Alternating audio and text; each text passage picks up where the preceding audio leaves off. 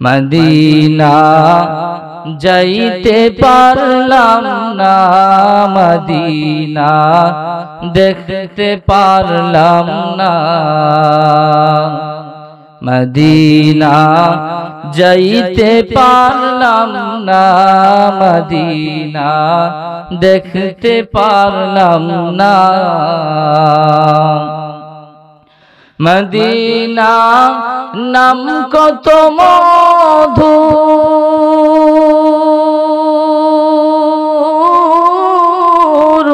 Medina আর যে কত দূর।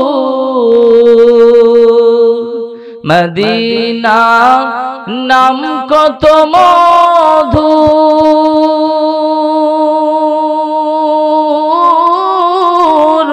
মদিনা আর যে কত দূর। সেই মদিনার পথের ধুলি আমি, সেই মদিনার পথের ধুলি আমি মাখতে পারলাম না, মদিনা যাইতে পারলাম না, মদিনা দেখতে পারলাম না।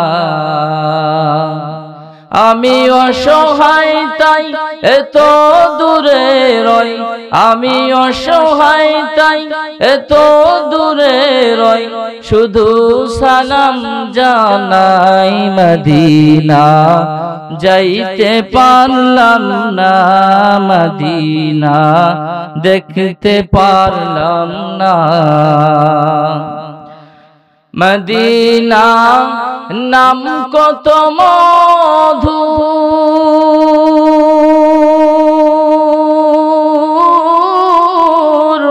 মদিনা কেড়েছে অন্তর।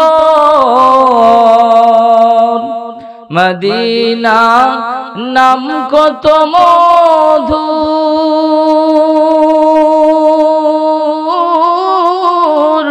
মদিনা কেড়েছে অন্তর। আমি অসহায় তাই এত দূরে রই, শুধু সালাম জানাই, মদিনা যাইতে পারলাম না, মদিনা দেখতে পারলাম না।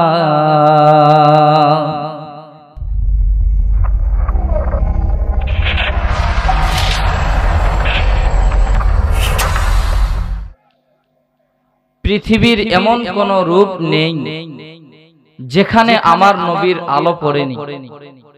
পৃথিবীর এমন কোন জায়গা নেই যেখানে আমার নবীর নূর পড়েনি, যা আল্লাহ তাআলা কুরআনুল কারীমে তুলে ধরেছেন। লাকাদ কানা লাকুম ফি রাসূলিল্লাহি উসওয়াতুন হাসানা। আমি আল্লাহ তাআলা আমার হাবিবকে উত্তম চরিত্রের মাধুরী দিয়ে দুনিয়ায় প্রেরণ করেছি। আল্লাহু আকবার জোরে বলুন।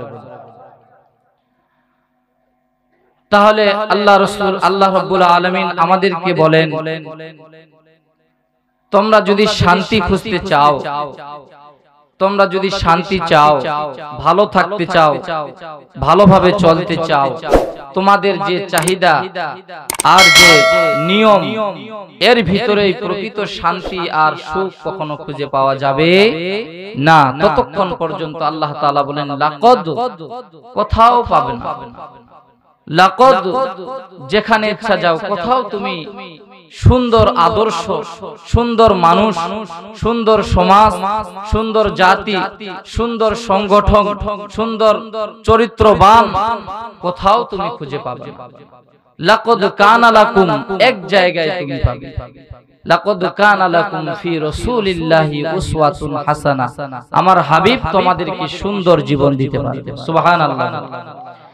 আমরা সুন্দর জীবন মনে করি, ব্যারিস্টার হয়েছি, ইঞ্জিনিয়ার হয়েছি, ডক্টর হয়েছি, এমবিবিএস ডাক্তার হয়েছি, এটা কি আমরা সুন্দর জীবন মনে করি? জোরে বলেন ঠিক না বেঠিক?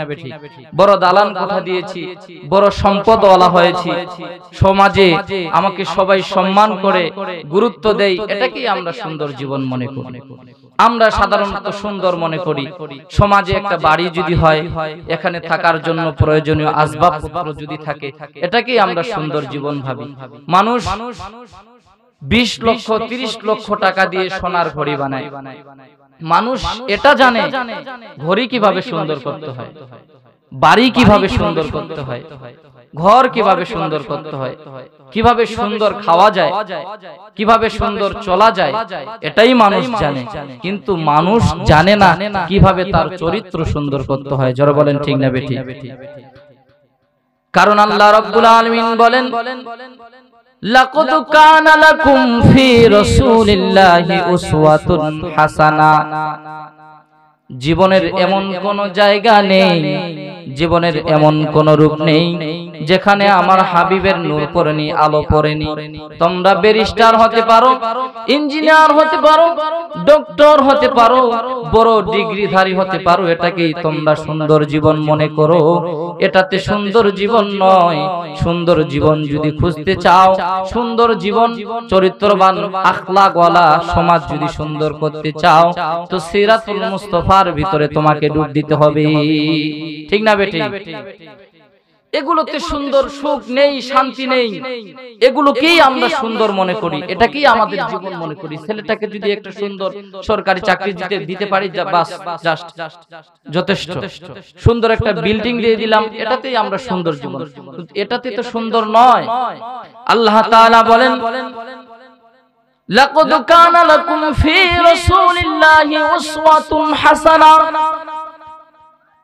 মানুষ মানুষের আখলাক যদি সুন্দর করতে চায়, মানুষ যদি তার জীবনটাকে সুন্দরভাবে চলাইতে চায়, জীবনটাকে সুন্দরভাবে পরিচালনা করতে চায়, সমাজটাকে সুন্দর করতে চায়, বাড়িটাকে সুন্দর করতে চায়, আখলাককে সুন্দর করতে চায়, ব্যবহারকে সুন্দর করতে চায়, কথাবার্তাকে সুন্দর করতে চায়, সে যেন সিরাতে মুস্তাফায় ডুব দিয়ে দেয়। আল্লাহু আকবার। কোথায় ডুব দিতে হবে? সিরাতে মুস্তাফায়, নবীর জীবনীতে ফিরে যেতে হবে আমাদের। আল্লাহ রাসূল সাল্লাল্লাহু আলাইহি ওয়াসাল্লাম বলেন, বুইসতু লিউতাম্মিমা মাকারিমাল আখলাক। আল্লাহ রাব্বুল আলামিন আমাকে উত্তম চরিত্রের মাধুরী দিয়ে দুনিয়ায় প্রেরণ করেছেন। আমি আপনি যদি সুন্দর আখলাকওয়ালা হতে চাই, নবীজির সিরাতে ফিরে যেতে হবে।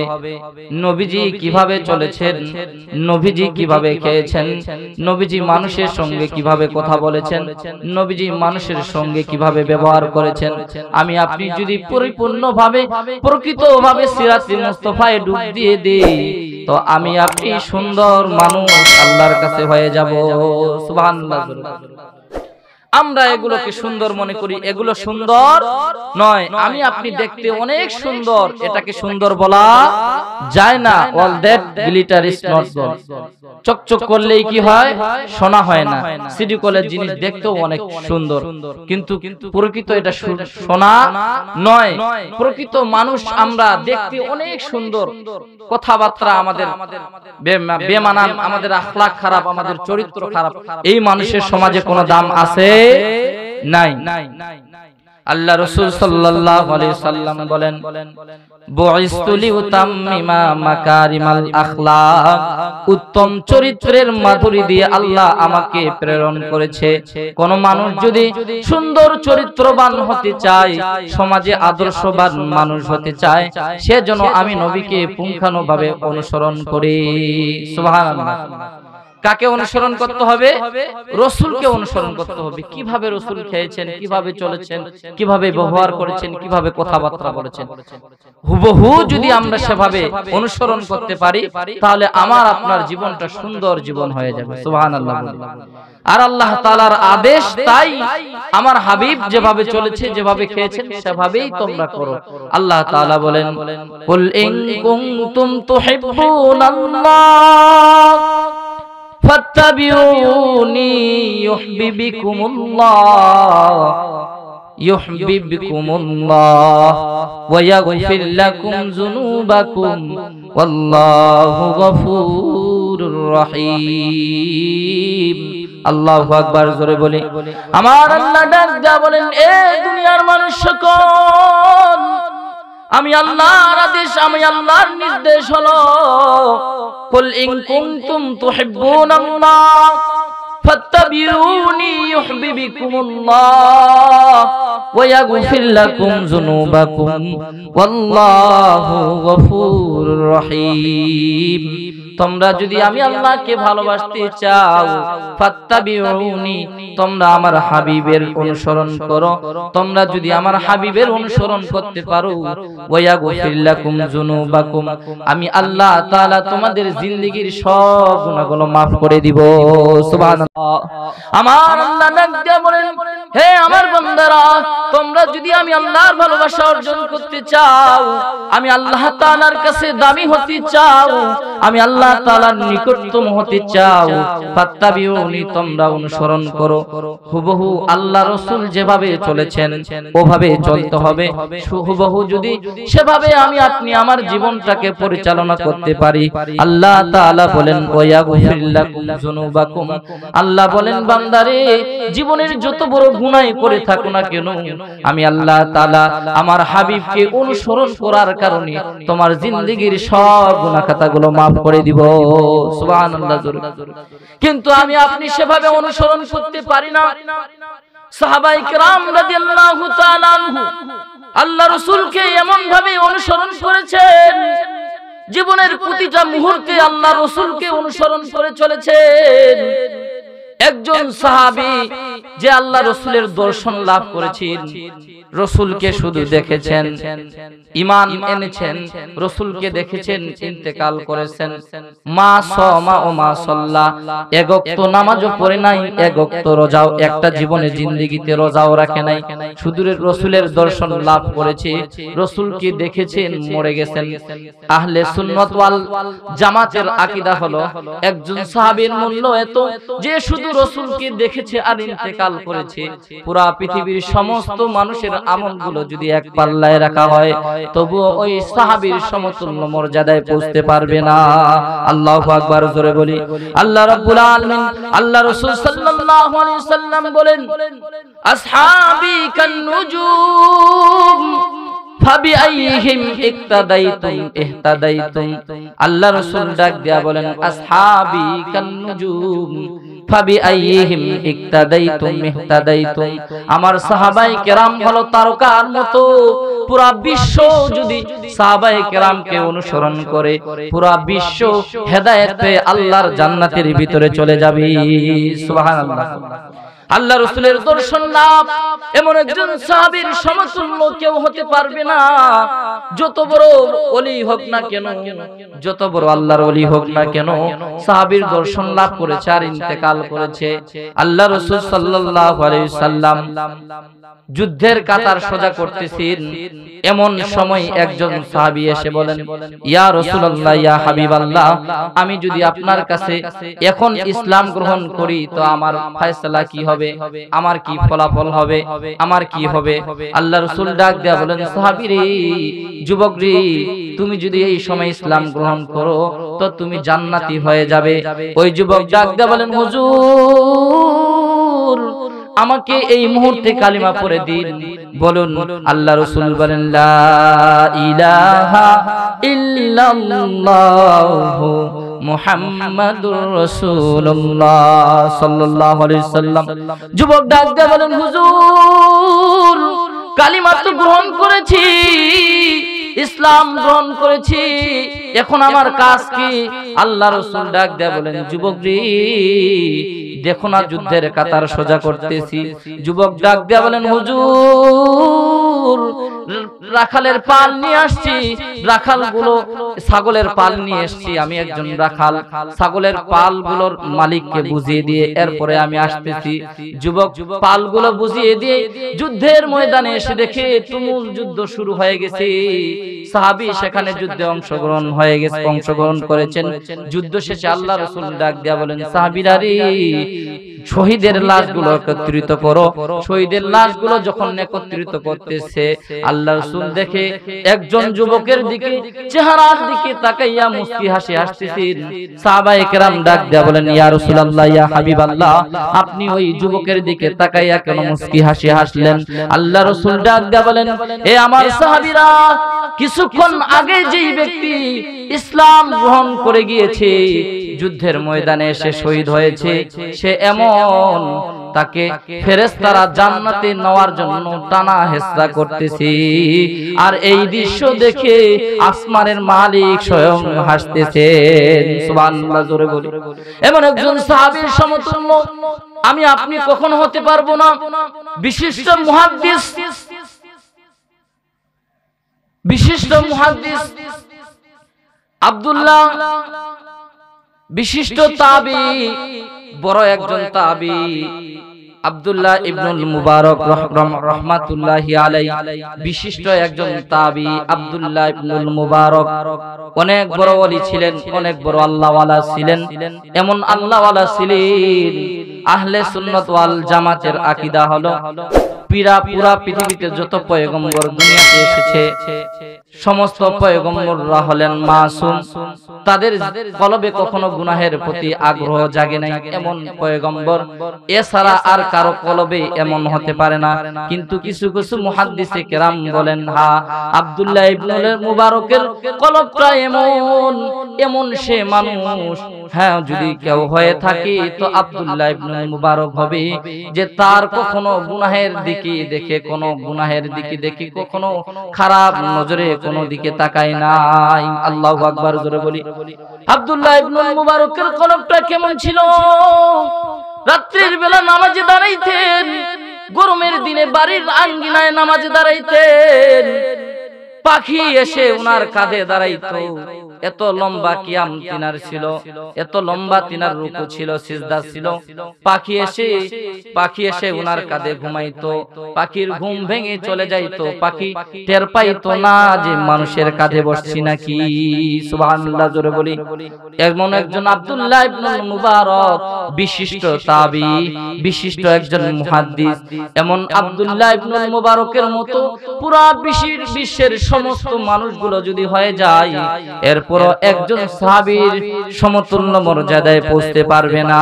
আল্লাহু আকবার, জোরে বলি। কিন্তু একজন সাহাবায়ে কেরাম রাদিয়াল্লাহু তাআলা আনহু আল্লাহ রাসূল সাল্লাল্লাহু আলাইহি সাল্লাম কি জীবনের থেকে বেশি ভালোবেসেছেন, আল্লাহ রাসূলকে হুবহু অনুসরণ করেছেন। রাসূল সাল্লাল্লাহু আলাইহি সাল্লাম যেভাবে চলেছেন, যেভাবে খেয়েছেন, হযরত আবু বকর সিদ্দিক রাদিয়াল্লাহু তাআলা আনহু আম্মা জান আয়েশা সিদ্দিকা রাদিয়াল্লাহু তাআলা আনহা ডাক দিয়া বলেন, আম্মা জান আয়েশা সিদ্দিকা রাদিয়াল্লাহু তাআলা আনহা বলেন, আমার আব্বা আল্লাহ রাসূলকে এমন ভাবে অনুসরণ করেছেন, হায়াতে মউতে হুবহু আল্লাহ রাসূলের সাথে মিল।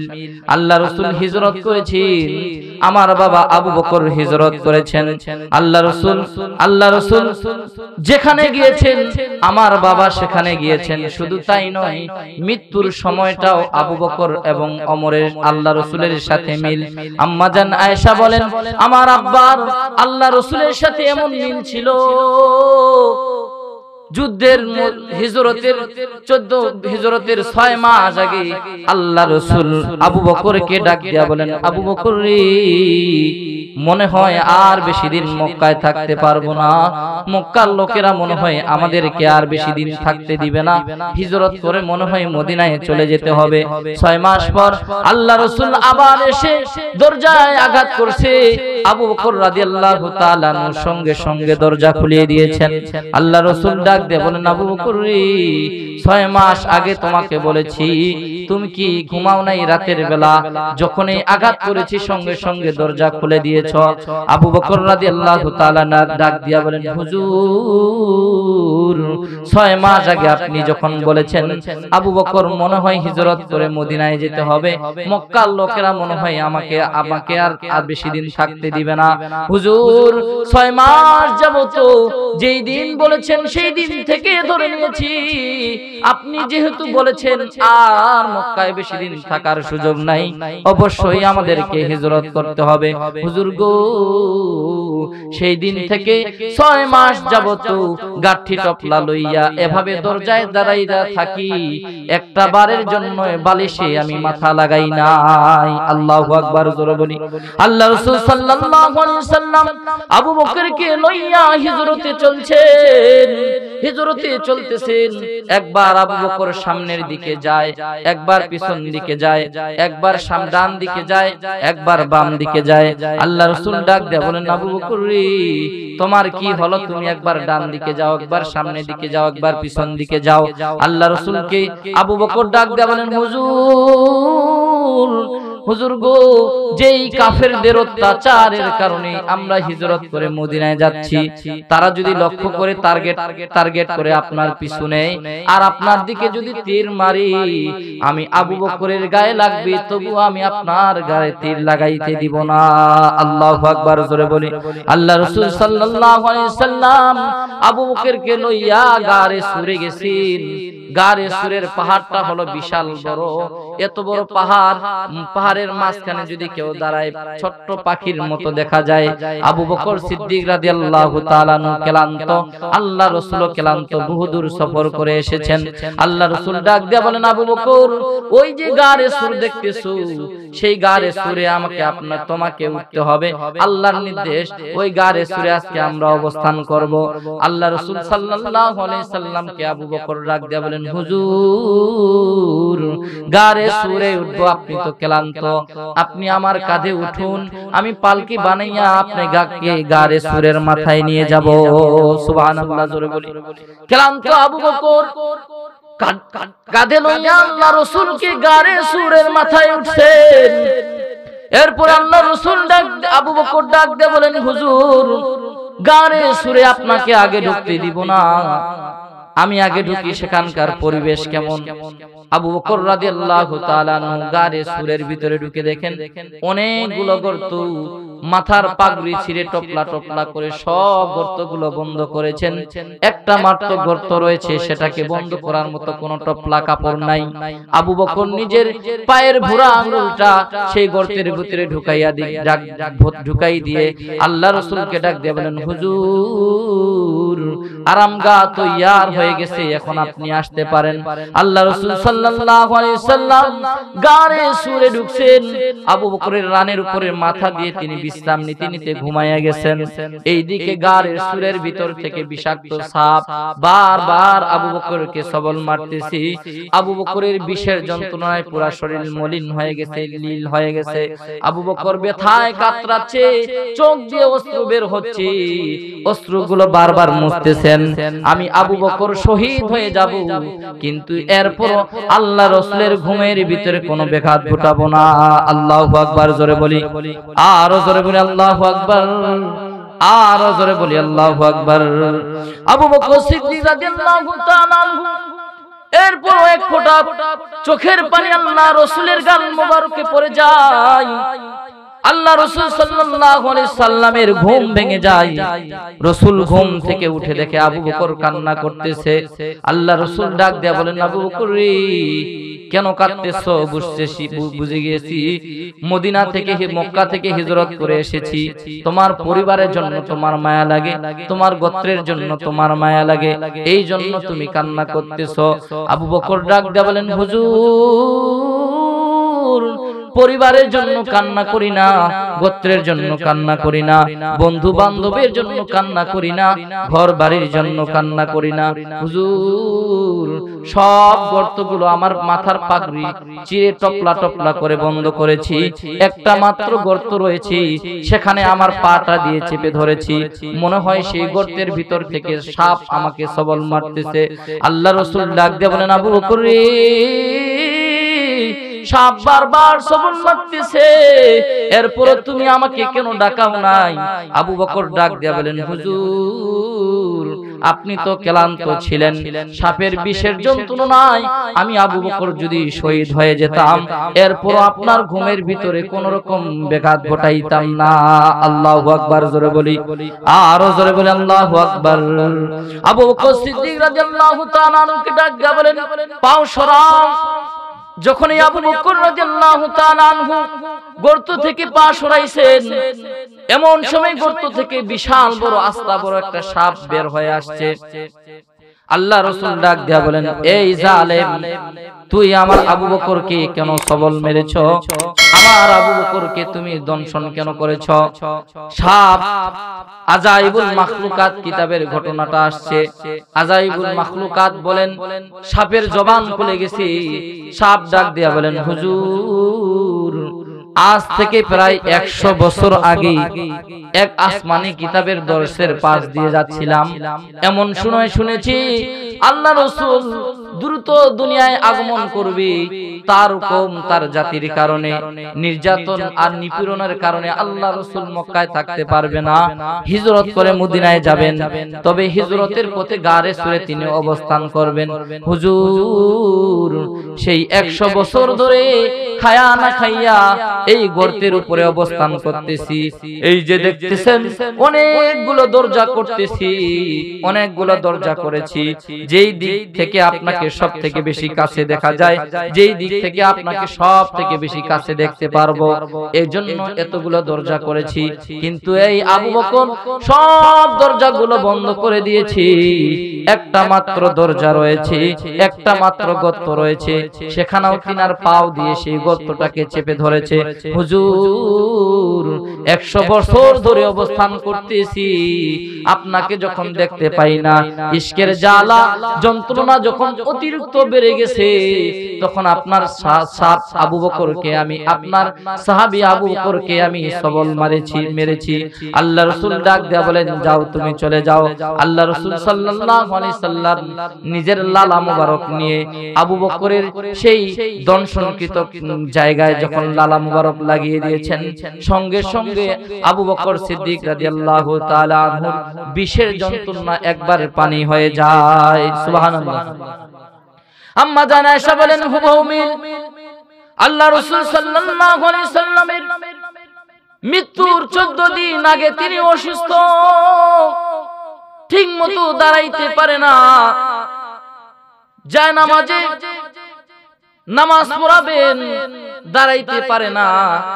বেলাল আযান দেওয়ার জন্য প্রস্তুত হয়ে আছে, ইকামত দেওয়ার জন্য প্রস্তুত হয়ে আছে। রাসূল আসবেন, ইমামতি করবেন, কিন্তু রাসূল ঠিকমতো দাঁড়াইতে পারে না। আল্লাহ রাসূল ডাক দেয়া বলেন, সাহাবীরা রে, আমি যেই জায়গায় নামাজ পড়াই সেই জায়গায় আমার পরিবর্তে তোমরা আমার সাহাবী আবু বকরকে দাঁড় করিয়ে দাও। সুবহানাল্লাহ জোরে বলি। কেমন মিল, হুবহু মিল। যেই জায়গায় আল্লাহ রাসূল নামাজ পড়াইছেন সেই জায়গায় আবু বকর ইমামতি করেছেন। আল্লাহ রাসূল সাল্লাল্লাহু আলাইহি সাল্লাম মৃত্যুর 14 দিন যাবত তিনি অসুস্থ।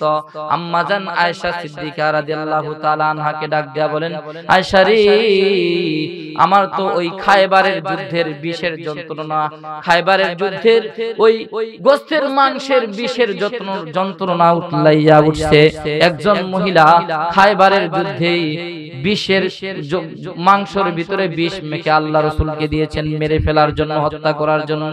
আল্লাহ রাসূল সাল্লাল্লাহু আলাইহি সাল্লাম গোশতের টুকরা যখন মুখে দিয়েছেন, তখন এই জিবরাইল আমিন এসে বলেন, ইয়া রাসূলুল্লাহ, ইয়া হাবিবাল্লাহ, সেই গোশতের ভিতরে, সেই গোশতের সাথে বিষ মিশানো আছে, গোশতের টুকরা আপনি বের করে দিন, ফেলিয়ে দিন।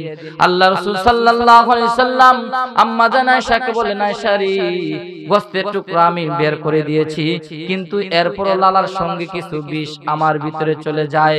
এই বিষের যন্ত্রণা আমার এই সময় উতলাইয়া উঠতেছে।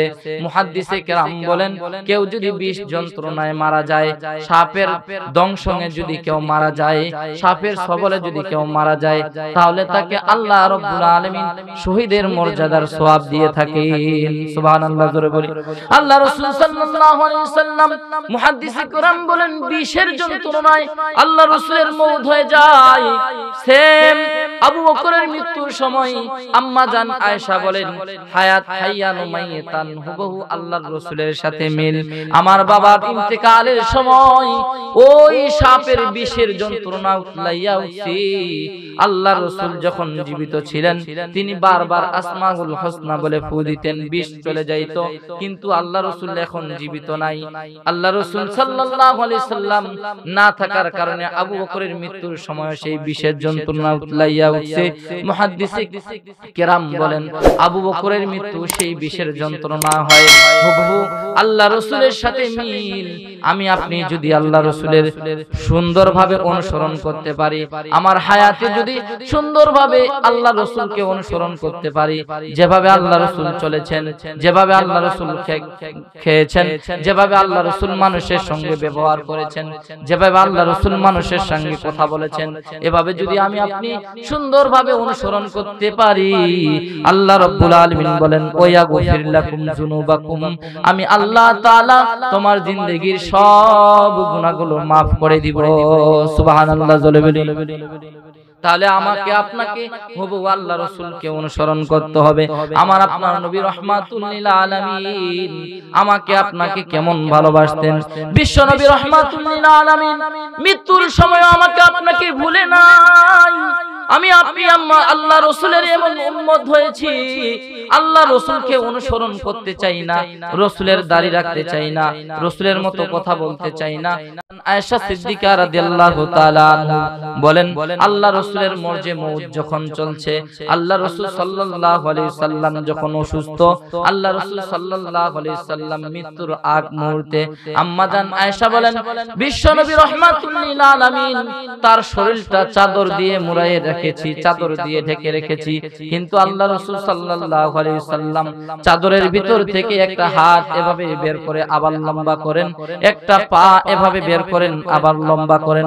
আম্মা জান আয়েশা বলেন আল্লাহ রাসূল সাল্লাল্লাহু আলাইহি সাল্লাম এমন কেন শুরু করে দিয়েছেন? আল্লাহর নবী মাসুম, আল্লাহর নবী বিশ্ব নবী রাহমাতুল লিল আলামিন, যার সঙ্গে পৃথিবীর কারো কোনো তুলনা হবে না, তিনি কেন এমন শুরু করে দিয়েছেন? আম্মা জান আয়েশা বলেন পৃথিবীর মানুষেরা রে, আমি আল্লাহ রাসূল সাল্লাল্লাহু আলাইহি সাল্লামের শরীর মোবারক থেকে যেই মাত্র কাপড়টা সরাইয়েছি, চাদরটা যেই মাত্র সরাইয়েছি, অমনি তাকাইয়া দেখি আল্লাহ রাসূল সাল্লাল্লাহু আলাইহি সাল্লামের মাথা মোবারক থেকে পা মোবারক পর্যন্ত এমন কোন পশম মোবারক নাই যেখান থেকে আল্লাহর রাসূলের ঘাম বের হয় নাই। আল্লাহু আকবার। আল্লাহ রাসূলের মৃত্যুর সময়, মওতের সময় এই অবস্থা। এমন সময় আল্লাহ রাসূল ডাক দিয়া বলেন ফাতেমা রে, দরজার দিকে তাকাইয়া দেখো রে মা, কে যেন বারবার সালাম দেই।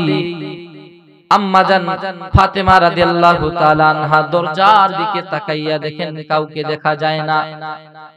আল্লাহ রাসূল সাল্লাল্লাহু আলাইহি সাল্লাম বলেছেন, আল্লাহ রাব্বুল আলামিন মালাকুল মাউতকে ডাক দিয়া বলেন মালাকুল মাউত, আমার হাবিব বলেছে ফাতেমা যদি দেখে কেউ নাই তাহলে আমার হাবিবের কথা মিথ্যা হয়ে যাবে।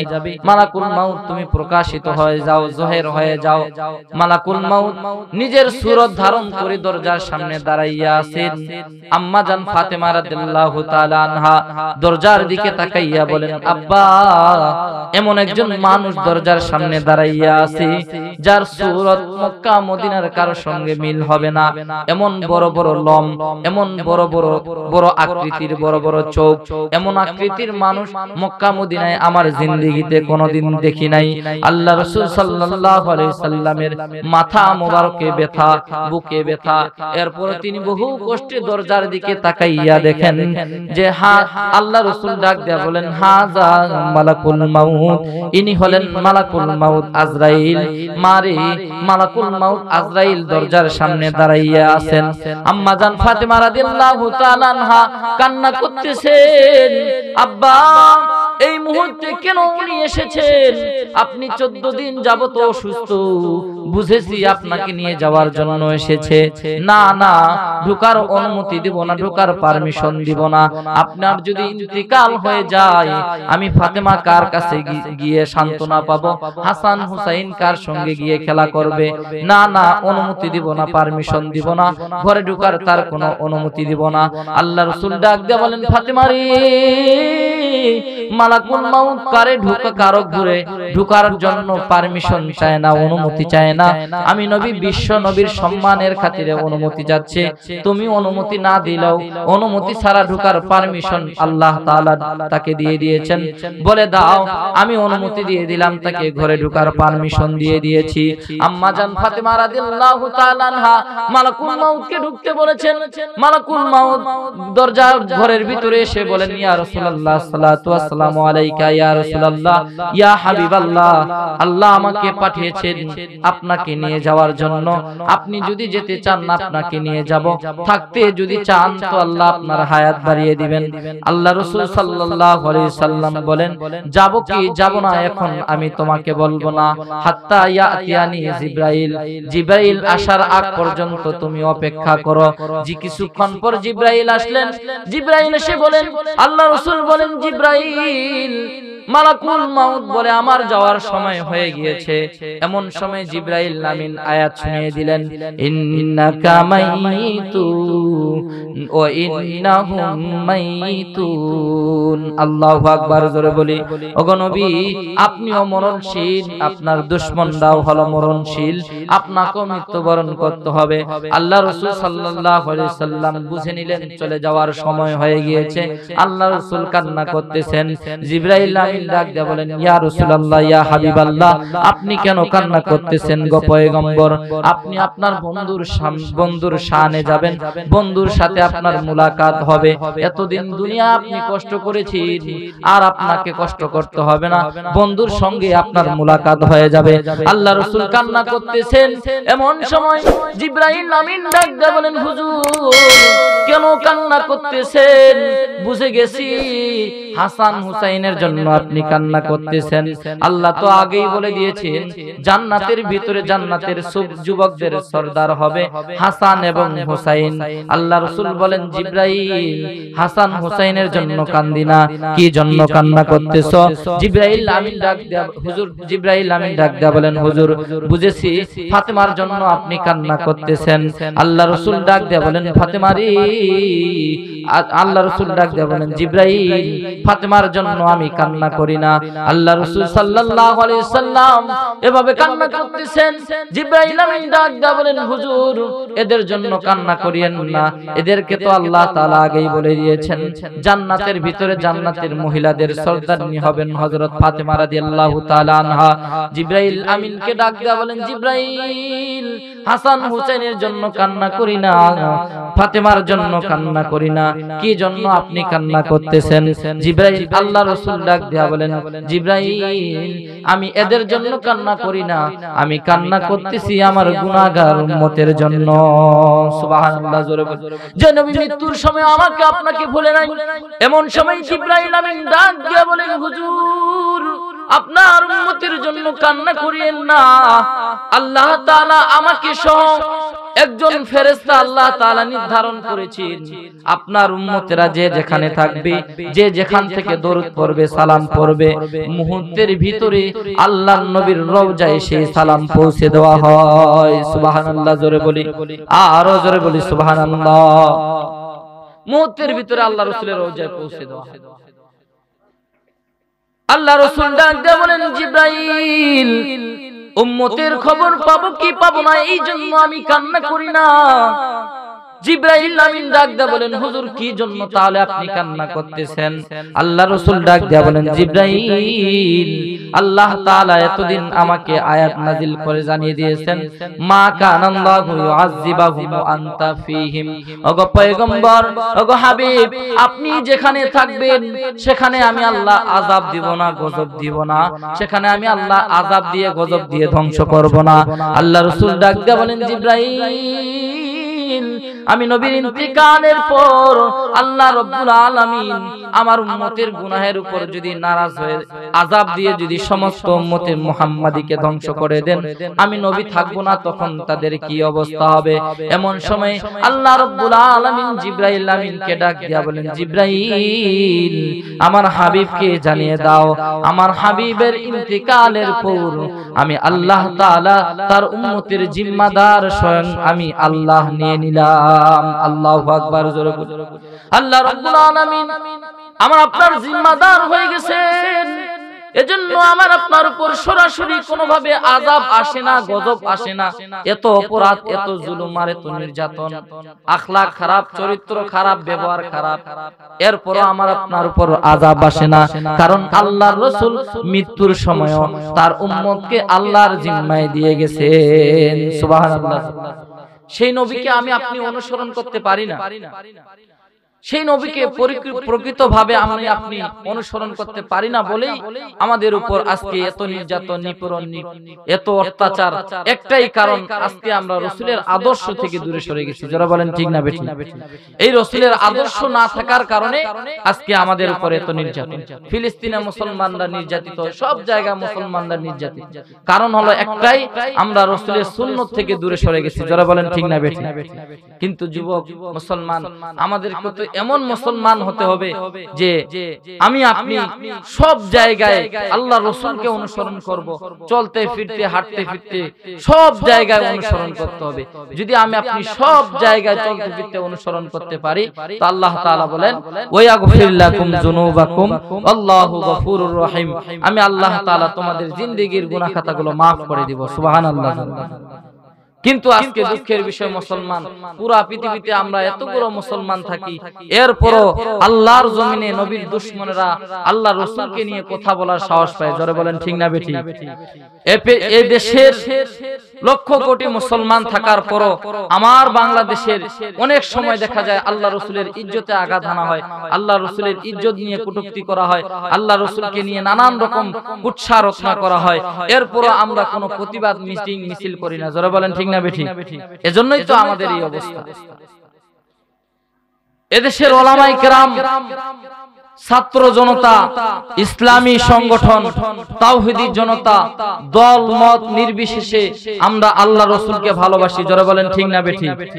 যদি কখনো এই পৃথিবীতে আল্লাহ রাসূলের ইজ্জতে আঘাত হানা হয়, আল্লাহ রাসূলের ইজ্জতে আঘাত হানবার চেষ্টা করা হয়, আল্লাহ রাসূলের ইজ্জতে, আল্লাহ রাসূলকে নিয়ে কুৎসা রচনা করা হয়, আল্লাহ রাসূলের খতমে নবুয়তে আক্রমণ করা হয়, তাহলে যেখান থেকেই করা হোক না কেন, যে জায়গা থেকে করা হোক না কেন, চাই সে আওয়ামী লীগ হোক, বিএনপি হোক, জাতীয় পার্টি হোক, সে চাই পৃথিবীর পাওয়ারফুল দেশ হোক, পৃথিবীর যে কোনো স্থান থেকেই যদি আল্লাহ রাসূলকে নিয়ে কটূক্তি করা হয়, আল্লাহ রাসূলের ইজ্জতে আঘাত হানা হয়, আল্লাহ রাসূলকে নিয়ে কুৎসা রচনা করা হয়, এদেশের তাওহীদি জনতা মিটিং করব, মিছিল করব, রাজপথে আন্দোলন করব, আল্লাহ রাসূলের ইজ্জত হেফাজতের জন্য প্রয়োজনে লড়াই করতে প্রস্তুত আছি তো ইনশাআল্লাহ। লিল্লাহে তাকবীর, আল্লাহু আকবার। জোরে বলি লিল্লাহে তাকবীর। একজন তালহার কথা স্মরণ করি, হযরত তালহা রাদিয়াল্লাহু তাআলা আনহু উহুদের যুদ্ধে আল্লাহ রাসূল সাল্লাল্লাহু আলাইহি সাল্লামের দুটো দান মোবারক শহীদ হয়ে যায়।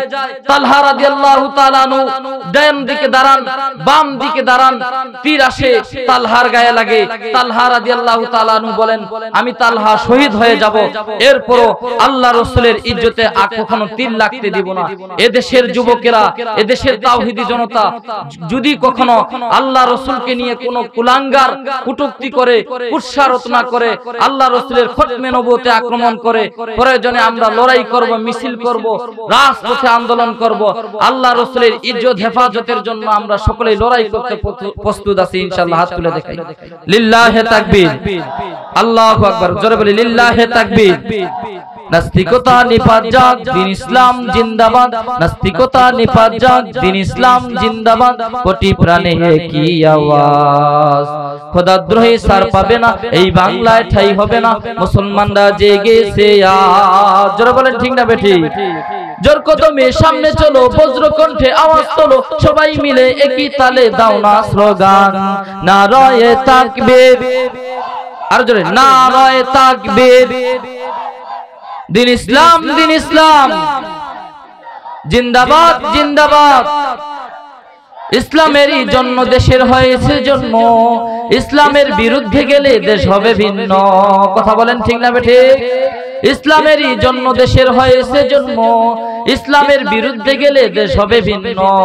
ইসলামের বিরুদ্ধে যারা নিয়েছ অবস্থান, এই বাংলায় ঠাই হবে না, যাও হিন্দুস্তান। কথা বলেন ঠিক না বেঠিক? জোর কদমে সামনে চলো, বজ্রকণ্ঠে আওয়াজ তোলো, সবাই মিলে একই তালে দাও না স্লোগান, নারায়ে তাকবীর, নারায়ে তাকবীর। দিন ইসলাম, দিন ইসলাম, ইসলামেরই জন্য দেশের হয়েছে জন্ম। মুসলমানের এই দেশেতে নাস্তিকদের ঠাঁই নাই, নাস্তিকদের পক্ষে যারা তাদের কোনো আস্থা নাই। ঠিক না বেঠিক? মুসলমানের এই দেশেতে নাস্তিকদের ঠাঁই নাই, নাস্তিকদের পক্ষে যারা তাদের কোনো আস্থা নাই। এই দেশেতে থাকতে হলে কোরআন মানতে হবে, কোরআন না মানলে তবে বিতাড়িত হবে, বিতাড়িত হবে। জোর কদমে সামনে চলো, বজ্রকণ্ঠে আওয়াজ তোলো, সবাই মিলে একই তালে দাও না স্লোগান, নারায়ে তাকবীর, নারায়ে তাকবীর। দিন ইসলাম, দিন ইসলাম, জিন্দাবাদ জিন্দাবাদ। আজকে এই বাংলাদেশে 95% মুসলমান, এরপরও এই দেশে আল্লাহ রাসূলকে নিয়ে কটূক্তি করার সাহস পায়। যারা বলেন ঠিক না বেঠিক? ভবিষ্যতে যদি কখনো এমন করা হয়, এমন মিছিল মিটিং করব, আন্দোলন করব, যেন কিয়ামত পর্যন্ত বাংলার জমিনে কোনো কুলাঙ্গার আল্লাহর রাসূলকে নিয়ে কটূক্তি করার সাহস পায় না। যারা বলেন ঠিক না বেঠিক? আর এই জিহাদি আলোচনাগুলো, এই ঈমানি চেতনাগুলো যখন আমি আপনি আলোচনা করি, যখন ওলামায়ে কেরামগণ এগুলো কথা বলেন, তখন আমাদেরকে জঙ্গিবাদী, উগ্রবাদী, মৌলবাদী বলে আখ্যায়িত করা হয়। যারা বলেন ঠিক না বেঠিক?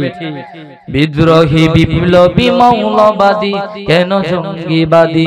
আমি বিদ্রোহী, বিপ্লবী, মৌলবাদী, কেন জঙ্গিবাদী? সত্যের পক্ষে গান গাই বলে আমি বিদ্রোহী, সত্যের পক্ষে ডাকি বলে আমি বিপ্লবী। কোরআনের কথা বলি, রাসূলের পথে চলি, তাই বলে আমাকে মৌলবাদী। জিহাদের কথা বলি, তাই বলে আমাকে জঙ্গিবাদী। কেন বিদ্রোহী, বিদ্রোহী, বিপ্লবী, মৌলবাদী, কেন জঙ্গিবাদী? আমি বিদ্রোহী, বিপ্লবী, মৌলবাদী, কেন জঙ্গিবাদী? যারা বলেন ঠিক না বেঠিক? জন্মের পরে কানে আজান কি দেয়নি, তুমি মৌলবাদী ছাড়া হওনি। কথা বলেন ঠিক না বেঠিক? জন্মের পরে কানে আজান কি দেয়নি, তুমি মৌলবাদী ছাড়া হওনি। আবার মরণের পরে জানাজা পড়াবে, মরণের পরে জানাজা পড়াবে, তখন কোথায় পালিয়ে যাবি? বিদ্রোহী, বিপ্লবী, মৌলবাদী, কেন জঙ্গিবাদী? আমি বিদ্রোহী, বিপ্লবী, মৌলবাদী, কেন জঙ্গিবাদী? সত্যের পক্ষে ডাকি বলে আমি বিদ্রোহী, সত্যের পক্ষে গান গাই বলে আমি বিপ্লবী।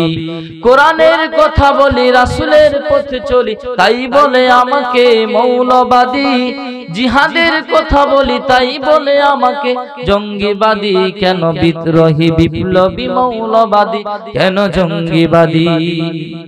বেহায়া নারীর ওই কেমন কথা, বোরখা দেখলেই মাথা ব্যথা। জোরে বলেন ঠিক না বেঠিক? এখনকার মা বোনেরা বোরখার কথা বললেই তাদের মাথা ব্যথা উঠে যায়। জোরে বলেন ঠিক না বেঠিক? বেহায়া নারীর ওই কেমন কথা, বোরখা দেখলেই মাথা ব্যথা। আবার পর্দার কথা যখন বলি, তখন বলে ফতুয়াবাজি। বিদ্রোহী, বিপ্লবী, মৌলবাদী, কেন জঙ্গিবাদী? আমি বিদ্রোহী, বিপ্লবী, মৌলবাদী, কেন জঙ্গিবাদী? কি মনে করে ওই হনুমান, দাড়ি টুপি দেখলেই তালেবান? কথা বলেন ঠিক না বেঠিক? আমাদের এক স্বৈরাচারী সরকার ছিল, আমরা সবাই জানি। তিনি আমাদের দাড়ি টুপি দেখলেই তালেবান বলতো, তালেবানদেরকে তারা জঙ্গি বলতো। অথচ ইসলামী রাষ্ট্র, তারা ইসলামের জন্য, দেশের জন্য, নিজের ইজ্জত হেফাজতের জন্য যুদ্ধ করছে। আল্লাহ তাআলা তাদেরকে জয়দান করছেন। যারা বলেন ঠিক না বেঠিক? তাদেরকে জঙ্গিবাদী উগ্রবাদী বলা হতো। আর আমরা যারা নবী প্রেমিক ছিলাম, যখন আমরা সত্যের পক্ষে, ইসলামের পক্ষে, নবীর পক্ষে যখন মিটিং মিছিল করতাম, আমাদেরকে যুগ্রবাদী, উগ্রবাদী এবং কি আমাদেরকে তালেবান বলে আখ্যায়িত করা হতো। জোরে বলেন ঠিক না বেঠিক? কি মনে করে ওই হনুমান দাড়ি টুপি দেখলেই তালেবান, আবার সিংহের চেয়ে বেশি ভয় পায়, সিংহের চেয়ে বেশি ভয় পায় মাথায় পাগড়ি দেখে যদি। বিদ্রোহী বিপ্লবী মৌলবাদী কেন জঙ্গিবাদী, আমি বিদ্রোহী বিপ্লবী মৌলবাদী কেন জঙ্গিবাদী। কথা বলেন ঠিক না বেঠিক? আল্লাহ রাসূল সাল্লাল্লাহু আলাইহি ওয়াসাল্লাম আমাকে আপনাকে বলেন, আলা ইন্না ফিল জাসাদি লামুযগা ইযা সলুহাত সলুহাল জাসাদু কুল্লু ওয়া ইযা ফাসাদাত ফাসাদাল জাসাদু কুল্লু আলা ওয়াহিয়াল কলব। মানব দেহের ভিতরে একটা কলব আছে, এই কলবটা যদি কারো নষ্ট হয়ে যায়, পচন ধরে তার সমস্ত অঙ্গ প্রত্যঙ্গ নষ্ট হয়ে যাবে। এই কলবটার নাম, এই জায়গাটা, গোস্তের টুকরাটার নাম হলো আলা ওয়াহিয়াল কলব। এটা হলো কলব। যদি কারো কলব ভালো হয়, তার আখলাক সুন্দর হয়ে যাবে, তার কথাবার্তা সুন্দর হয়ে যাবে, তার ব্যবহার সুন্দর হয়ে যাবে। আর এই কলব যদি তার খারাপ হয়ে যায়, তাহলে সব কিছু তার ধ্বংস হয়ে যাবে। জোরে বলেন ঠিক না বেঠিক? এই কলবটাকে আমাকে আপনাকে ভালো করতে হবে, এটাই হলো আসল। আর এটাকে ভালো করার জন্য আমাদেরকে আল্লাহ রাসূল সাল্লাল্লাহু আলাইহি সাল্লামকে অনুসরণ করতে হবে। আল্লাহ রাসূল সাল্লাল্লাহু আলাইহি সাল্লাম বলেন, তারাকতু ফীকুম আমরাইন লান তাদিল্লু মা তামাসসাকতুম বিহিমা কিতাবিল্লাহি ওয়া সুন্নাতা রাসূলিহি। হে আমার উম্মতেরা, তোমরা যদি দুইটা জিনিসকে অনুসরণ করো, তাহলে তোমরা কখনো পথভ্রষ্ট হবে না, কখনো তোমরা গোমরাহ হয়ে যাবে না। এই দুইটা জিনিস হলো, একটা হলো কোরআন আর একটা হলো সুন্নাহ। এক হলো কোরআন আর এক হলো সুন্নাহ। এই দুইটাকে যদি তোমরা অনুসরণ করতে পারো, পথভ্রষ্ট হবে, ঠিকানা হবে সরাসরি জান্নাত। সুবহানাল্লাহ, জোরে বলি। আর এই দুইটা জিনিস থেকে যদি তোমরা দূরে সরে যাও, তাহলে মনে রেখো তোমরা পথভ্রষ্ট হয়ে যাবে, আর তোমার ঠিকানা মৃত্যুর পরেই হবে জাহান্নাম। নাউজুবিল্লাহ। আল্লাহ রাসূল সাল্লাল্লাহু আলাইহি সাল্লাম বলেছেন, এক নাম্বার কোরআনকে আমাদের আপনাকে ধরতে হবে। আমার জিন্দেগি চলার পিছনে কোরআনকে সর্বপ্রথম অনুসরণ করতে হবে। এরপরে সুন্নাহকে আমাদেরকে খুঁজতে হবে। রাসূলের সুন্নাহ যদি আমি আপনি অনুসরণ করতে পারি, রাসূলের সুন্নাহ যদি আমি আপনি ধারণ করতে পারি, তাহলে আমার আপনার ঠিকানা আল্লাহ তাআলা মৃত্যুর পরে জান্নাত দান করবে। সুবহানাল্লাহ, জোরে বলি। আমার আপনার আল্লাহ রাব্বুল আলামিন ডাক দিয়ে বলেন, হে আমার বান্দারা, তোমরা যদি এই দুইটা জিনিসকে অনুসরণ করতে পারো, আমি আল্লাহ রাব্বুল আলামিন তোমাদেরকে এমন এক জান্নাত দান করব যেটা তুমি কল্পনাও করতে পারবে না। এমন এক জান্নাত দান করব, ইন্নাল্লাযীনা আমানু ওয়া আমিলুস সালিহাতি কানাত লাহুম জান্নাতুল ফিরদাউসি নুজুলা। ইন্নাল্লাযীনা আমানু, নিশ্চয় যারা ঈমান এনেছো, কানাত লাহুম, তোমাদের জন্য রয়েছে জান্নাতুল ফিরদাউস। সুবহানাল্লাহ, জোরে বলি।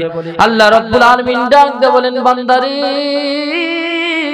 তুমি যদি 60 বছর 70 বছরকে যদি সুন্দরভাবে আমল করতে পারো, কোরআন ও সুন্নাহ অনুযায়ী যদি সুন্দরভাবে আমল করতে পারো, আমি আল্লাহ রাব্বুল আলামিন 8টি জান্নাতের ভিতরে সর্বোত্তম জান্নাত জান্নাতুল ফিরদাউস, চিরকাল তোমাকে সেই জান্নাতুল ফিরদাউসের মালিক বানিয়ে দিব। সুবহানাল্লাহ, জোরে বলি। জান্নাতুল ফিরদাউসটা কত বড় হবে? জিবরাইল আমিন আল্লাহ রাসূলকে এসে বলেন, ইয়া রাসূলুল্লাহ, আমি একদিন আল্লাহকে বললাম, আল্লাহ, আপনি তো আপনার বান্দার জন্য জান্নাতুল ফিরদাউস বানিয়েছেন, একটু ঘুরে দেখতাম, যদি একটু ঘুরে দেখতে চাই। আল্লাহ রাসূলকে ডাক দিয়ে বলেন, হুজুর, আল্লাহ রাব্বুল আলামিন আমাকে দুনিয়ায় চলার জন্য 600 নূরের পাখা দান করেছেন। সুবহানাল্লাহ, জোরে বলি।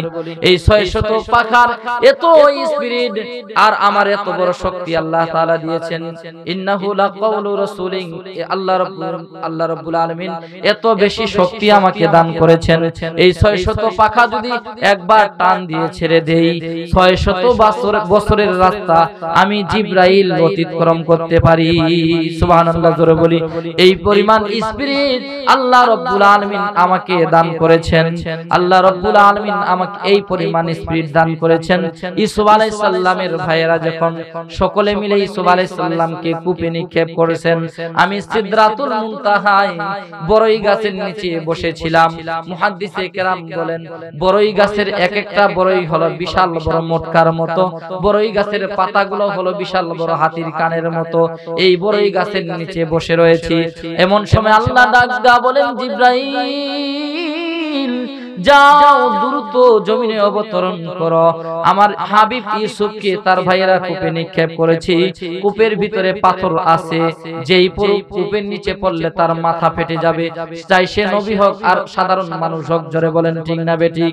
জিবরাইল আমিন যেভাবে নির্যাতিত হয়েছেন, আম্মা জান আয়েশা সিদ্দিকা রাদিয়াল্লাহু তাআলা আনহাকে বলেন, আম্মা জান আয়েশা বলেন, হুজুর আপনি কি উহুদের ময়দানে বেশি কষ্ট পেয়েছেন না অন্য কোথাও কষ্ট পেয়েছেন?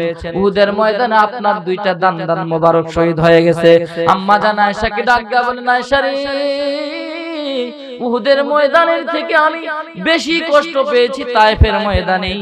তায়েফের ময়দানে বহু আশা নিয়ে, বুক ভরা আশা নিয়ে দাওয়াত নিয়ে গেছি। তায়েফের বাসীরা আমাকে চিনতে পারে নাই, বৃষ্টির মতো পাথর আমার শরীরে নিক্ষেপ করেছে।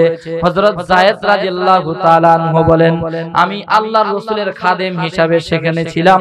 আমি দেখি আল্লাহর রাসূলকে বারবার রক্তাক্ত করা হচ্ছে, আল্লাহর রাসূলকে বেহুশ করে দেওয়া হয়েছে, কয়েকবার বেহুশ করে দেওয়া হয়েছে। আর হযরত যায়েদ রাদিয়াল্লাহু তাআলা আনহু তায়েফবাসীদেরকে ডাক দেয়া বলেন, এ তায়েফবাসীরা, আমার নবীকে আর মারিও না, আমার নবী এতিম, আমার নবীর মা নাই, আমার নবীর বাবা নাই, আমার নবীকে আর মারিও না। আমার নবী তোমাদের কাছে এক তাওহীদের দাওয়াত নিয়ে এসেছিল, তাই বলে তোমরা কি এভাবে নির্যাতন করবে? এমন সময় যায়েদ রাদিয়াল্লাহু তাআলা আনহু নিজের হাতের রুমাল দিয়ে রাসূলের রক্তগুলো মুছতেছেন। এরপর একটা ফোঁটা রক্ত আল্লাহ রাসূলের পায়ের বুড়া আঙ্গুলে চলে আসে, জমিনে পড়বে। এমন সময় জিবরাইল আমিন সিদরাতুল মুনতাহায় ওই বড়ই গাছের নিচে বসে রয়েছেন।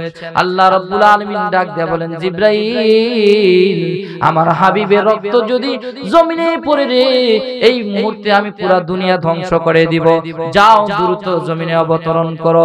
জিবরাইল আমিন ডাক দিয়ে বলেন, হুজুর আল্লাহ রাব্বুল আলামিন আমাকে এই পরিমাণ স্পিরিট দান করেছেন, 600 নূরের পাখা টান দিয়ে ছেড়ে দিয়ে জমিনে এসে দেখেছি আপনার পায়ের আঙ্গুলের রক্তের ফোঁটা পড়বে ভাব, এর আগেই আমার নূরের পাখা আপনার পায়ের তলে বিছাইয়া দিয়েছি।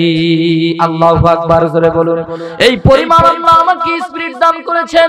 হযরত ইব্রাহিম আলাইহিস সালামকে ইসমাঈল আলাইহিস সালাম, ইব্রাহিম আলাইহিস সালাম ইসমাঈল আলাইহিস সালামকে জবাই করার জন্য মিনা ময়দানে নিয়ে গেছেন, পাথরের উপরে রাখছেন, জবাই করবেন। এমন সময় আল্লাহ রাব্বুল আলামিন আল্লাহু আকবার বলে দিয়েছেন।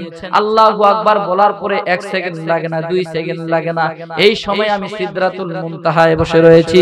আল্লাহ রাব্বুল আলামিন ডাক দিয়ে বলেন, জিবরাইল দ্রুত জান্নাতের ভিতরে যাও, একটা দুম্বা নাও, মিনা ময়দানে চলে যাও, লোহার একটা টুকরা নিও, মিনা ময়দানে চলে যাও। জিবরাইল আমিন ডাক দিয়ে বলেন, আল্লাহ এমন কেন করতে হবে?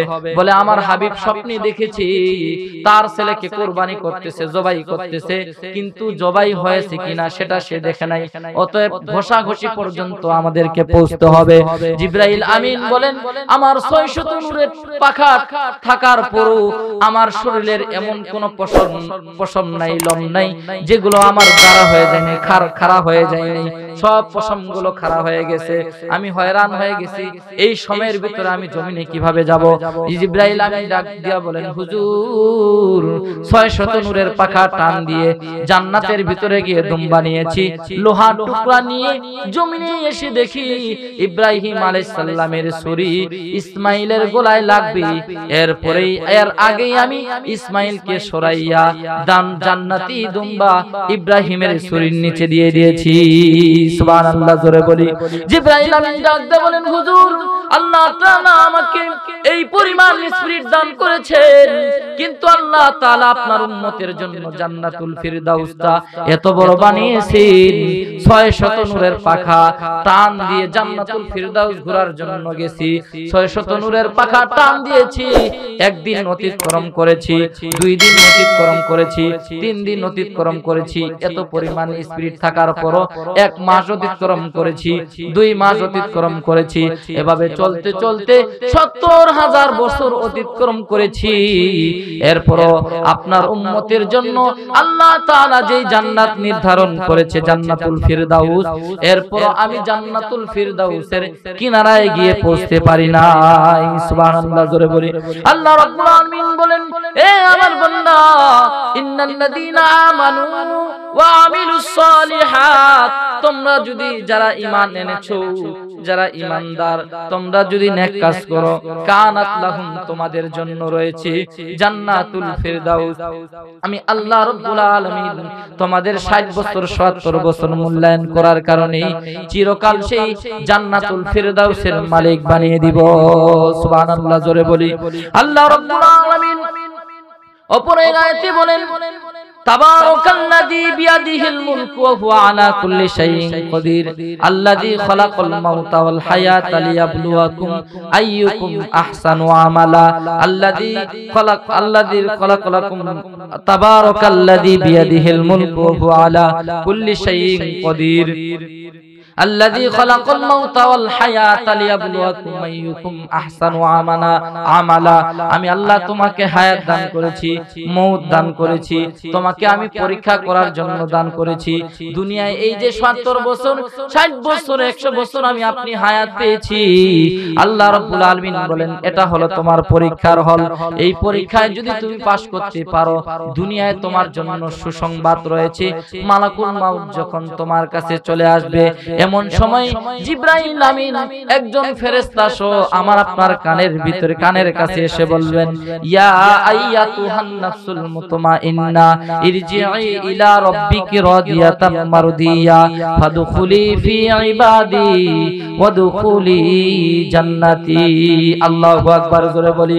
আল্লাহ রাব্বুল আলামিন ফেরেশতার মাধ্যমে আমার আপনার কানে জানিয়ে দিবেন, ইয়া আইয়াতুহান নাফসুল মুতমাইন্না ইরজিই ইলা রাব্বিকি রাদিয়াতাম মারদিয়া, হে প্রশান্ত হৃদয়, ইরজিই বের হও, সন্তুষ্ট সন্তোষ ভাজন হয়, ফাদখুলি ফি ইবাদি, আমার ইবাদত গুজার বান্দা যারা দুনিয়া থেকে বিদায় হয়ে গেছে তাদের সাথে অন্তর্ভুক্ত হয়ে যাও, ওদখুলি জান্নাতি, এরপর তুমি আমি আল্লাহর দেওয়া জান্নাতের ভিতরে প্রবেশ করো।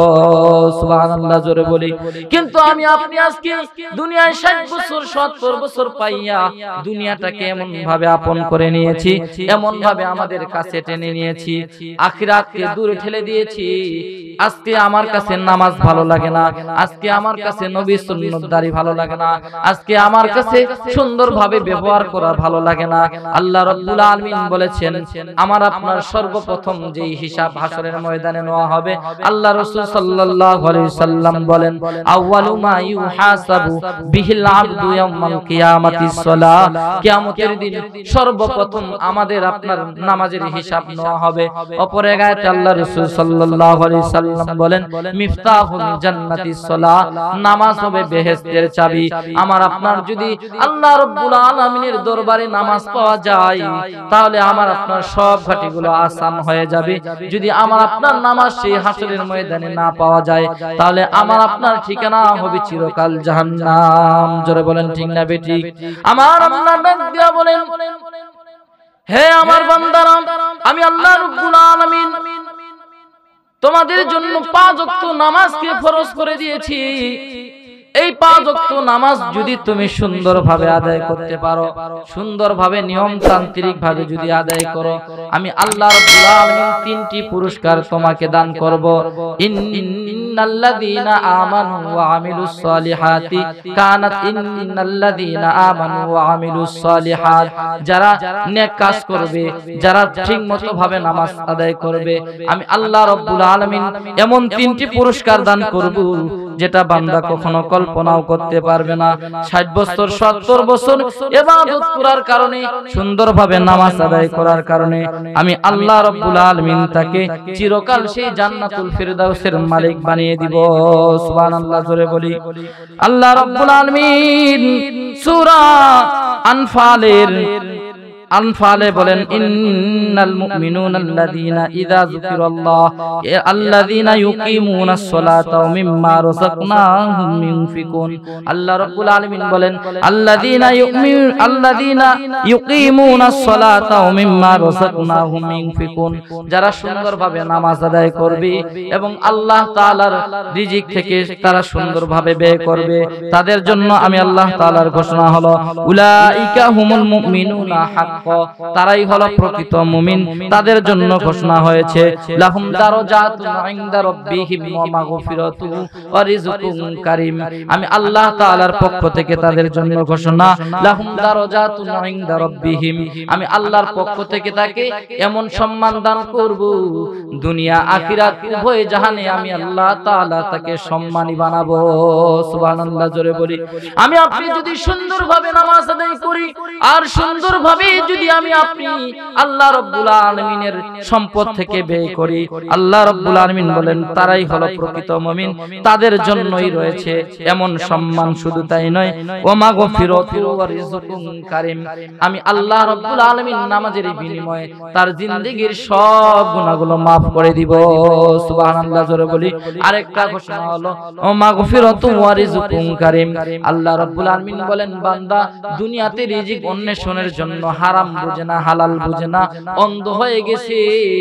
আমি আল্লাহ রাব্বুল আলামিন সুন্দরভাবে নামাজ আদায় করার কারণে তার রিজিকের জিম্মাদার আমি আল্লাহ স্বয়ং নিয়ে নিব।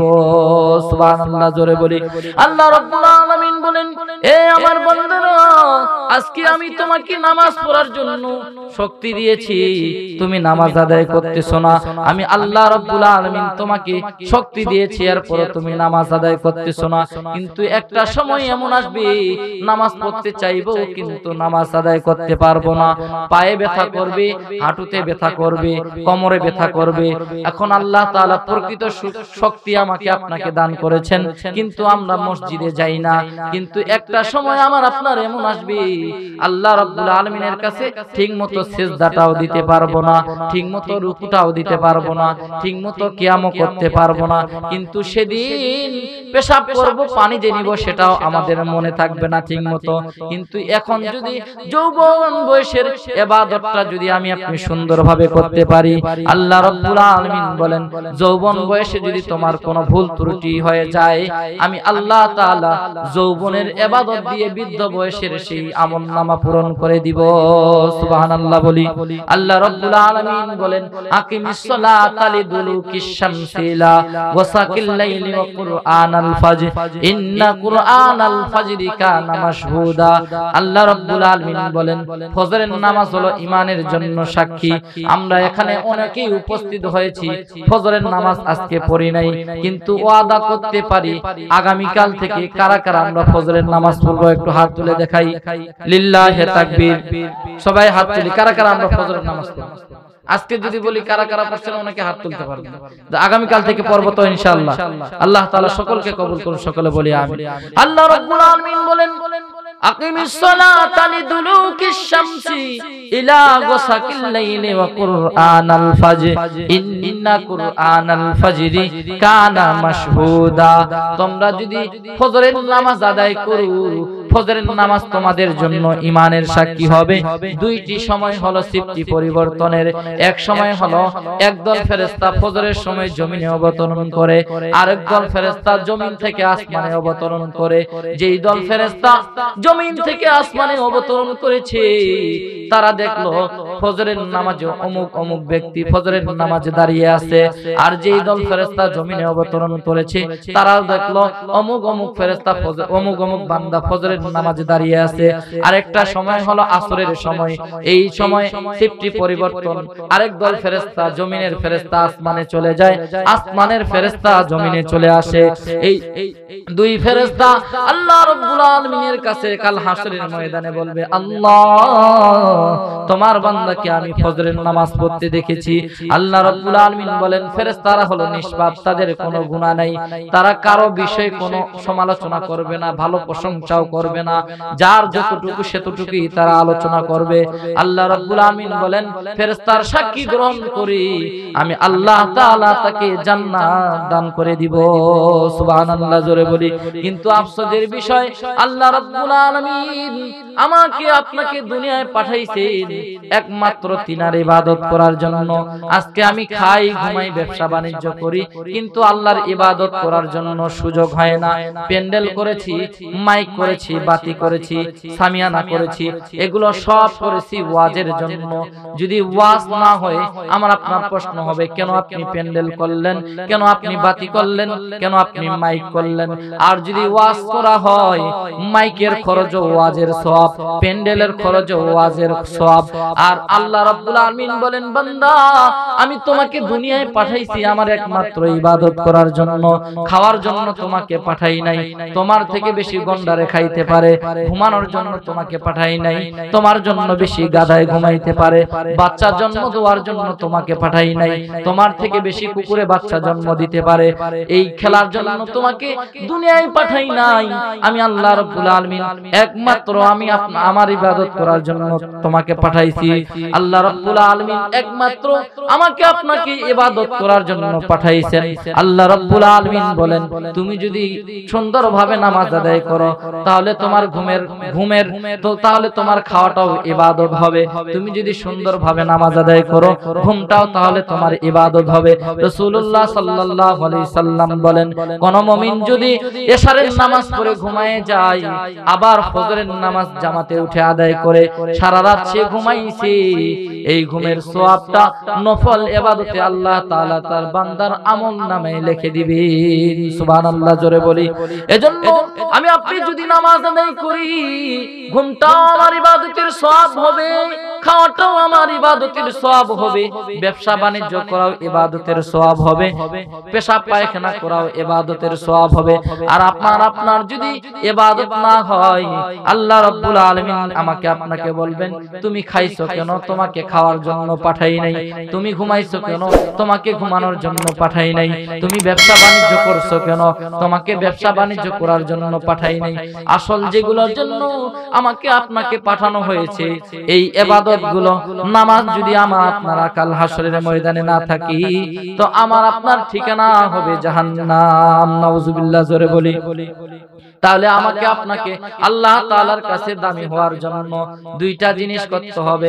এক নম্বর আল্লাহর কোরআনকে আঁকড়ে ধরতে হবে, কোরআনের দিক নিদর্শন অনুযায়ী আমাদেরকে চলতে হবে। দুই নম্বর রাসূলের সুন্নতকে আমাদেরকে অনুসরণ করতে হবে।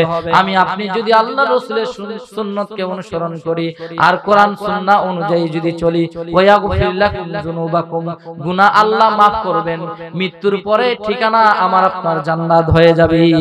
সুবহানাল্লাহ জোরে বলি। আল্লাহ রাব্বুল আলামিন আমাকে আপনাকে পাঠাইছেন, এই যে রূপ সৌন্দর্য দিছেন এগুলো আসলে সৌন্দর্য না। কবি বলেন কেসে কেসে তাজদারা বাদশাহ চল গয়ে ও খাজানা বালা খানা শানে শৌকত क्या हुए चुआहेंगे रफ्तान कुनुद जाने पाक चबर तख्ते मर्दान चबर रुए खाक। যখন মৃত্যু চলে আসবে তুমি রাজ সিংহাসনে থাকো আর কুরের ঘরে থাক না কেন, মৃত্যু তোমাকে 3.5 হাত মাটির নিচে নিয়ে চলে যাবে। যারা বলেন ঠিক কি ঠিক না? কবি বলেন कैसे कैसे ताजदारा बादशाह चल गए, कैसे कैसे ताजदारा बादशाह चल गए वो खजाना बाला खाना शाने शौकत क्या हुई। কত রাজা বাদশাদের দিকে তাকাও, তাদের যখন মৃত্যু চলে আসছে রাজা বাদশার সিংহাসন আছে, তার বিশাল বড় প্রভাব প্রতিপত্তি সবগুলো পড়ে রয়েছে। রাজার মৃত্যু হয়েছে 3.5 হাত মাটি তার জন্য ঠিকানা হয়েছে। যারা বলেন ঠিক না বেঠি? कैसे कैसे खूबसूरत रानिया शाहजादिया, कैसे कैसे खूबसूरत रानिया शाहजादिया तन बदन सब गल गए है शक्ल सूरत क्या हुए। তুমি কি দেখো না সুন্দর রূপবতী রানীদের দিকে তাকাও, রাজ সুন্দরীদের দিকে তাকাও, মৃত্যু যখন যখন তাদের কাছে চলে আসছে, তাদের রূপ সৌন্দর্য কোথায় গেছে? মাটির নিচে চলে গেছে। মাটির নিচের পোকা তার সমস্ত রূপ সৌন্দর্যকে খেয়ে ফেলেছে। যারা বলেন ঠিক কি ঠিক না? যার জন্য আল্লাহ রাব্বুল আলামিন বলেন, কি নিয়ে অহংকার করো? রাজ সিংহাসন ফেরাউন রাখতে পারে নাই, সিংহাসন ছেড়ে চলে গেছে। নমরুদ ঠিকমতো তার ধন সম্পদ রাখতে পারে নাই, ধন সম্পদ রেখে চলে গেছে। এরকম ভাবে যারা ছিল তারা সবাই দুনিয়া থেকে বিদায় নিয়ে গেছে। রাজ প্রভাব প্রতিপত্তি সব রেখে দুনিয়া থেকে চলে গেছে। আমার আপনার মৌত হবে। এই দুনিয়ার এত তাকাব্বুরি, এত অহংকার, এত টাকা পয়সা, একটা টাকাও আমার সঙ্গে যাবে না। জোরে বলেন ঠিক না বেঠিক? শুধু আমার আপনার সেই অন্ধকার কবরে আমলটুকুই শুধু যাবে। জোরে বলেন ঠিক না বেঠিক? এজন্য সর্বপ্রথম আমল হলো নামাজ। আল্লাহ রাব্বুল আলামিন সর্বপ্রথম আমাদের কাছে একমাত্র নামাজের হিসাব নিবে, কারণ সৃষ্টি করেছেন আল্লাহ রাব্বুল আলামিন বলেন, ওমা খলাকতুল জিন্না ওয়াল ইনসা ইল্লা লিয়াবুদুন। আমি আল্লাহ রাব্বুল আলামিন তোমাকে সৃষ্টি করেছি একমাত্র আমার ইবাদত করার জন্য। কিসের জন্য সৃষ্টি করেছেন? কিসের জন্য সৃষ্টি করেছেন? একমাত্র আল্লাহ তাআলার কি করার জন্য? ইবাদত করার জন্য। সুন্দরভাবে ইবাদত করো। কত সুন্দর করে আমি আল্লাহ তাআলা তোমাকে বানাইছি। তুমি যদি জানতে চাও আমি আল্লাহ রাব্বুল আলামিন দুনিয়াতে যাহা কিছু বানিয়েছি শুধু আদেশ করেছি, সঙ্গে সঙ্গে হয়ে গেছে। কিন্তু বান্দা তোমাকে আমি আদেশের মাধ্যমে বানাই নাই, তোমাকে আমি কুন ফায়াকুন বলে বানাই নাই। ইন্নামা আমরুহু ইযা আরাদা শাইআ আইয়াকুলা লাহু কুন ফায়াকুন। আল্লাহু আকবার। জোরে বলুন। আল্লাহ রাব্বুল আলামিন ডাক দিয়ে বলেন, বান্দা আমি আল্লাহ রাব্বুল আলামিন যখন যা বানানোর ইচ্ছা করেছি, কোন বলেছি ফায়াকুন, সঙ্গে সঙ্গে হয়ে গেছে। আসমানকে বলেছি কুন ফায়াকুন, সঙ্গে সঙ্গে হয়ে গেছে। জমিনকে বলেছি কুন ফায়াকুন, সঙ্গে সঙ্গে হয়ে গেছে। আসমানকে বলেছি গাছপালা পশু পাখি জীবজন্তু যা বানানোর প্রয়োজন হয়েছে, কোন বলেছি ফায়াকুন, সঙ্গে সঙ্গে হয়ে গেছে। আল্লাহ রাব্বুল আলামিনের আসলে তো কোনো বলার প্রয়োজন হয় না। জোরে বলেন ঠিক না ঠিক? ঠিক না বেঠিক? আল্লাহ রাব্বুল আলামিনের কোনো প্রয়োজন হয় না। আল্লাহ রাব্বুল আলামিন যা কিছু বানানোর ইচ্ছা করেন শুধু আদেশ করেন হও, সঙ্গে সঙ্গে তা হয়ে যায়। জোরে বলেন ঠিক না বেঠিক? কিন্তু আল্লাহ রাব্বুল আলামিন ডাক দিয়ে বলেন, বান্দা আমি আল্লাহ তাআলা তোমাকে এমনি এমনি বানাই নাই, আমি আল্লাহ তাআলা তোমাকে কত সুন্দর করে বানিয়েছি। বোঝানোর জন্য আল্লাহ তাআলা চারটি কসম খেয়ে বলেছেন, আমি তোমাকে কত সুন্দর করে বানিয়েছি। শোনো বান্দা, আমি আল্লাহর কোন বোঝানোর জন্য, সাব্যস্ত করার জন্য কসম খাওয়ার প্রয়োজন নাই, কিন্তু তোমাকে বোঝানোর জন্য কসম খেয়ে বলতেছি। তিন ফলের কসম খেয়ে বলতেছি, বান্দা আমি তোমাকে কত সুন্দর করে বানাইছি। জাইতুন ফলের কসম খেয়ে বলতেছি, বান্দা আমি তোমাকে কত সুন্দর করে বানাইছি। তুরি সিনিন, সিনাই পর্বতের কসম খেয়ে বলতেছি, বান্দা আমি আল্লাহ তাআলা তোমাকে কত সুন্দর করে বানাইছি। ওয়াহাদাল বালাদিল আমিন, মক্কা নগরের কসম খেয়ে বলতেছি, বান্দা আমি আল্লাহ তোমাকে কত সুন্দর করে বানাইছি। লাকাদ খলাকুনাল ইনসানা ফি আহসানি তাকওয়িম। আল্লাহু আকবার। জোরে বলি, আরো জোরে বলি আল্লাহু আকবার। আল্লাহ রাব্বুল আলামিন বলেন, আমি আল্লাহ তাআলা সবথেকে সুন্দর অবয়ব আদল দিয়ে বাবা আদমকে সবচেয়ে স্পর্শ কত কাতার আরশের নিচে জান্নাতের উপরেই নিজের কুদরতি হাতে তৈরি করেছি আমার আপনার আব্বাজান হযরত আদম কি। আল্লাহু আকবার। জোরে বলি, এত সুন্দর করে আল্লাহ রাব্বুল আলামিন আমাকে বানাইছেন, একটাই তার উদ্দেশ্য, ওমা খালাকতুল জিন্না ওয়াল ইনসা ইল্লা লিয়াবুদুন। আল্লাহু আকবার। জোরে বলি, এইগুলো সব মানুষ এবং জিনকে সৃষ্টি করেছি, এগুলো সুন্দর করে নিজের হাতের দ্বারাই বানাইছি একজন্য। এরা হলো সবথেকে দামি মানুষ, সবথেকে শ্রেষ্ঠ মাখলুক। এদেরকে আমি আল্লাহ বানাইছি আমার ইবাদত করার জন্য। এদের দাম এত কেন বেশি? শাহ আব্দুল আদিস মুহাদ্দিস দেহলভী রাহমাতুল্লাহি আলাইহি বলেন গাছও আল্লাহর সিজদা করে, সে কিয়াম অবস্থায় সিজদা করে, গাছ সিজদা করে। আল্লাহ রাব্বুল আলামিনের কাছে সাপ জীবজন্তু যত কিছু আছে সবগুলো সিজদা করে, চতুষ্পদ জন্তু রুকু অবস্থায় সিজদা করে, কিন্তু এগুলো হলো অসম্পূর্ণ সিজদা, এজন্য তাদের কোনো ফলাফল নাই। একমাত্র মানুষ আল্লাহ রাব্বুল আলামিনের কাছে পূর্ণাঙ্গ নামাজ আদায় করি, এজন্য আল্লাহ রাব্বুল আলামিন বলেন এজন্যই মানুষকে আমি সব থেকে শ্রেষ্ঠ হিসেবে বানাইছি। সুবহানাল্লাহ, জোরে বলি।